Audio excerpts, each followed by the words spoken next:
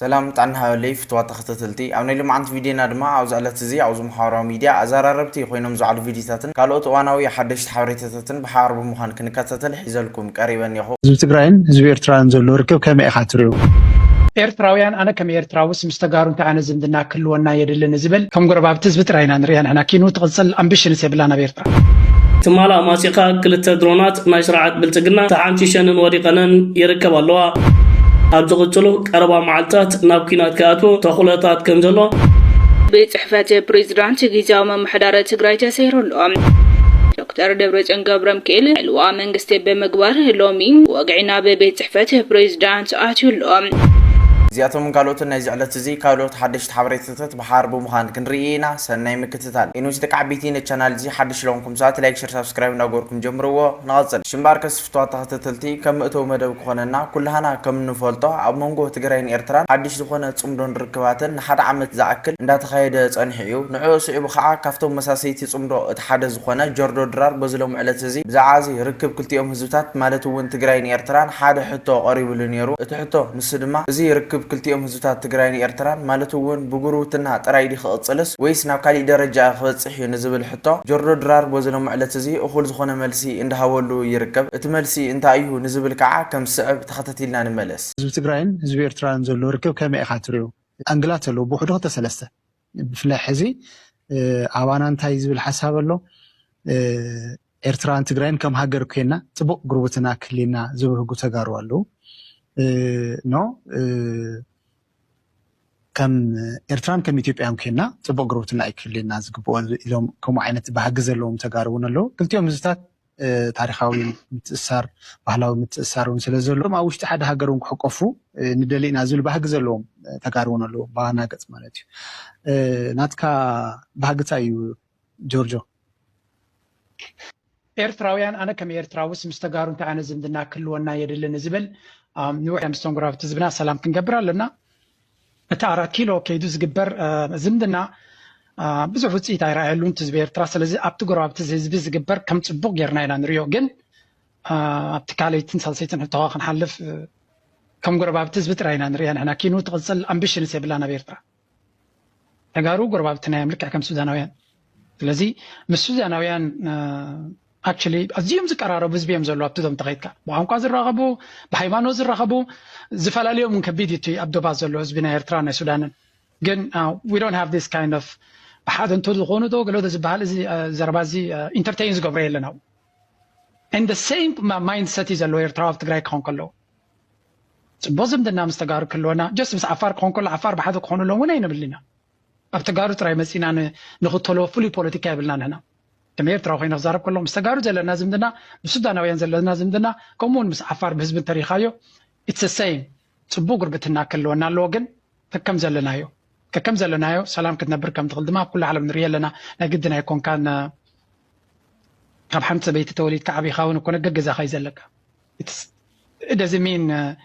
أب حنت جزا تعقوقيت كاخت نبر كجزا غير كاونت خبابير كاخت نبر تخليها بسلام كت نبر تخليها سرع تخليها كل ذكالك تجبر تخليها أنا نات كاس كاب بعين إيرتراين أنا هم يزريو كاب بوليتيكا سجير كازلو تكال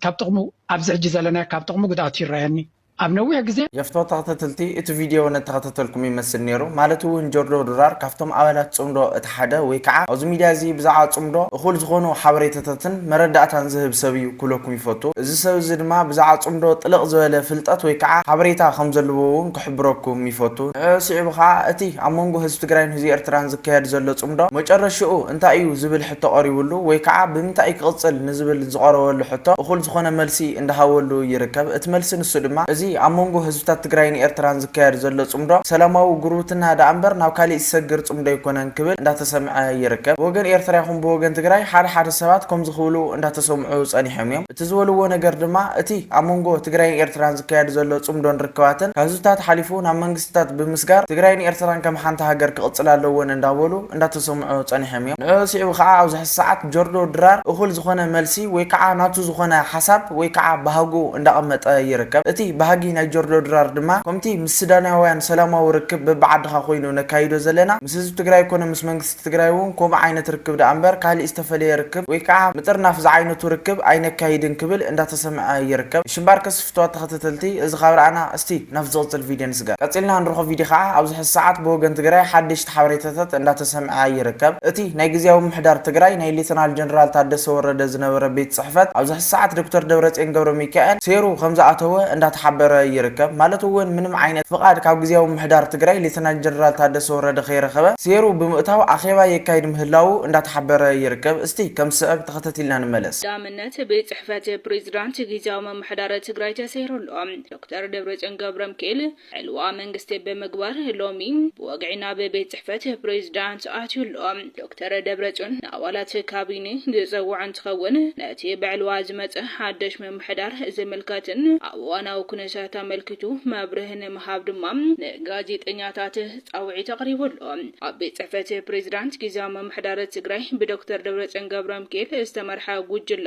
ማዕፆታት እቲ ቤት ጽሕፈት ብምስባር ነቲ ወግዓዊ ማህተም ብዘይ ኣግባብ ከም ዝወሰዶ እውን ይግለጸሉ ብተወሳኺ ድማ እቲ ሓድሽ ካቢኔ መንግስቲ ትግራይ ፈላማይ ኣኼቡ ድሕሪ 3 ዓመት ኣካይዱሉ ቤት ምክሪ መንግስቲ ትግራይ ፕሬዝዳንት ዶክተር ደብረጽዮን ገብረ ሚካኤል ክሳብ ቀጻሊ ጉባኤ ኣብ ቤት ምክሪ ፈጻሚ ስራሕ ዘድሊ ምትዕራይ ብምግባር ስርሑ እናሰርሐ ክጸንሕ ብዝወሰኖ መሰረት ካቢኔ መንግስቲ ትግራይ ፈላማይ ኣኼቡ እውን ኣካይዱ እዮም يفتوى تخطتلتي ات فيديو نتخطتلكم يمثل نيرو مالتو وين دكتور دبرصيون ገብረ ሚካኤል አውዝ ሕሳዓት እቲ ቤት ጽሕፈት በርታት በመስባር ያአቱ ምህላውን እቲ ማህተሙን በዚ አግባቡ ይጥቀመሎ خብሉ እንዳተሰምዑ ይርከው ወይ ከዓ አውዝ ዜና ዚ ከም ሰማዕናዮ خብሉኩም ይፈቱ አውዝ ሕሳዓት ዶክተር ደብረጽዮን ገብረ ሚካኤል ወይ ከዓ ህወሓት እኹል ዝኾነ ውሳነታት ትውስን ከም ዘላ ክሕብረኩም ይፈቱ ህወሓት አውዝ ሕሳዓት ትገብሮም ዘላ ነገራት ንህዝቢ ትግራይ ኮነ ንመንግስቲ ትግራይ እቲ ዘላቂ መፍትሒ ይኽብለኩም ይፈቱ ማለቱ ወን ትግራይ ንብዙሕ ዝበሉ ዓመታት بجزاو محدارات لا تجبرت سقطاو زخونه كينات تعويجلا منبارو كلنا انفلطو ጉዳዩ ኩለኩም ይፈቱ ማለቱን እዞም ግዝያው محدارات ትግራይ ናብ ስልጣን ክድይቡ ተለው ምንም ዓይነት ንህዝብ ትግራይ ኮነን መንግስት ትግራይ መፍትሒ ከም ዘይውጹን ወይ ከዓ ውድቀት ትግራይ ዝምነዩ ምዃኖም ክሕብረኩም ይፈቱ እዚ ሁሉ ሓሊፉ ድማ ድሕሪ ዓመታት አውዝ ሕሳዓት በወገን ህወሓት ዝተመረጸ ዶክተር ደብረጽዮን ገብረ ሚካኤል አውዝ ሕሳዓት መንግስት ምዃኑ ኩለና እንፈልጦ ጉዳዩ ኩለኩም ይፈቱ እዚ ጉዳይ ድማ ንመላእ ህዝብ ትግራይ ሕጉይሱ ከም ዘለውን ኩለና እንፈልጦ ጉዳዩ ኩለኩም ይፈቱ ማለቱን አውዝ ሕሳዓት ትግራይ ናፍቲ ዝነበረቶ አቋም ክትመለስ ምዃናውን ክሕብረኩም ይፈቱ ሽምባር ከስፍቷት ተኸታተልቲ አውዝ ጉዳይ እዚ ሓሳብ ወይ ከዓ ርእይተልና ትውልሰባት ተሃሊኹም አቦታ ኮመንት ተቀምጥለይ ብትሕትና ይላዎ ሽምባር ከስፍቷት ተኸታተልቲ እዚ ኸብራና እስቲ ናፍ ዝቕፅል ቪድዮ ንስገር ሽምባር ከስፍቷት ተኸታተልቲ ቀፂልና ንርኾ ቪድዮ ከዓ ካብ ሰራዊት ትግራይ ወይ ከዓ ካብ TDF ናብ ሓራ መሬት ትግራይ ንዴት ዝተመልኦ ወይ ከዓ ቁጣ ዝተመልኦ መልእኽቲ ይለኣኽ ምህላው ክሕብረኩም ይፈቱ ሓራ መሬት ከነዚ ጉዳይ ዝሰሚዖም እንታይ ይብሉ ንዝብል ከም ብሓባር ኮይና ክንከታተልና ክብለኩም ይፈቱ እስቲ እቲ መልእኽቲ TDF ወይ ከዓ እቲ ንዴት ዝተመልኦ ጻውዒት TDF እንታይ ይመስል ንዝብል እስቲ ከም ሰብ ተኸታተልና ንመለስ ሓራ መሬት አቱም ጆጋኑ አቱም ተባዓት አቱም ለውጥ ደለይቲ ከምኡ ዲኹም ክትባሃሉ ዲኹም አቱም ሰባት ምዕራብ ትግራይና እኮ ዘይተመለሰሉ ንምለስ እንዶ ብሓደ ኮይና ንምለስ ተዘይ ኮይና ኸኣስ በቃ حواتنا خلتنا اوريدي حواتنا انا كما جرينا قتلك كازخل تعال تحسوني انا مسوم تصنبر تقادو خمتنا يقدمكم TDF لك عبي اخذ خمسه معهم وي زنقلعوا بدم እንደም ትንትና ቢለም ገሊጸሙ ግን ኣብዚ አንታይ ደውለኩም ደለ ትኑ ምሳናኩም ተጋለድልኩ አይ አደጎም ማለት ብዕላማ እንዲያፋላላይ ሰምላም ምልከቶም ከይደም ነው ግን ታናና ከነስመረልና ከነጠንክረሉ ግቦ አፍቱ ናክል ተሕዋት ደቅነ ደም ላይ መፍሳስ እዩ በቃ ትግራይ ሰክንድ ምን አሳስ ክልተ ተመይል ካለ ለታያው ትኮን ለው ሓደ ምንጻ ኢላሽ ማለት ሳቶም አሚኖም ሁሉ ተቃልስ ላይ አሞን ሁሉ ላውላም ልቃልስ ኸይደም ነው ምንም ማን አይየድሊ ድሓር አውል ተረዶም ሰዓት በዓለም ለኩም ብለሱ እዩ ከዚግን አንሕና ሀምዙ ልግለጽለው ላሁም ሰኹም ኩናት ክንፈጥር ወይ ለኩናት ከነልዕለይ ንኽእል አይንደሊ ለምስሕዋትና ስኻቱም ግን ሓደ ሰባት ነው ሕልፍ ኢሎም ማለት ከመንጨለት ለሃደም ይመስለኒ ነው ኩናት ጀምርና ወሊ የቸጉርና አለው አታሐቲ መንና የይፈልጥና ይግዲ የይፈልጥና ዝሮ ደቃ አበይቲ ብትየለ ብቲ TDF ኾነ ሓራ መሬት ሰላም ይድልና ወዘ ሰዓት ሰላም ድሕር ላይ ኾነ አልና ናደጋ ኃይላና ከናሕሲልና ይልካ አይህሰይ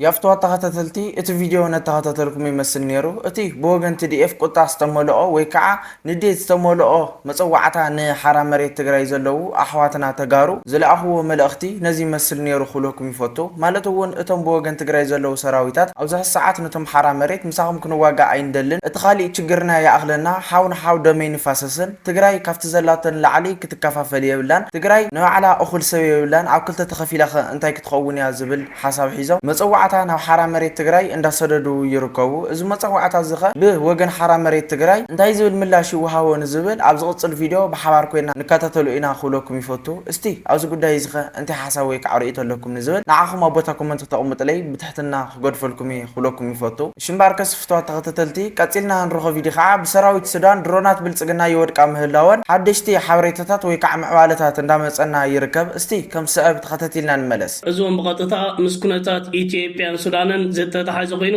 ኣብ ሞንጎ ክልቲአን ሃገራት ተፈጢሩ ዝርከብ ዘሎ ወተሃደራዊ ምሳሓብ ኣብ ዝለዓለ ጠርዚ ኣብ ዝበፅሓለ እዋን ተማላማሲኡ ካብ ኢትዮጵያ ዝተበገሳ ክልተ ምዕቡላት ድሮናት ብሓይሊ ኣየር ሱዳን ተሃሪመን ከም ዝተሓምሸሻ ካብ ውሽጢ መሬት ሱዳን ዜናን ተንፀባትን ወፂ ይረከባሎ ሓይሊ ኣየር ሱዳን ኣብዚ ዝሓለፈ 4 መዓልታት ሳልሰይቲ ድሮን ናይ ስርዓት ብልፅግና እዩ ሃሪሙ ዘውድቕ ዘሎ ዝሓለፈ 2 መዓልታት ካብ ባህር ዳር ዝተበገሰት ድሮን ናይ ስርዓት ብልፅግና ብሕቡራት ኢማራት ዓረብ ትእዛዝ ታሪማ ከም ዝወደቀት ኣብ ዜናታት ናባኹም ኣቅሪብና ነርና ትማላ ማሲኻ 2 ድሮናት ናይ ስርዓት ብልፅግና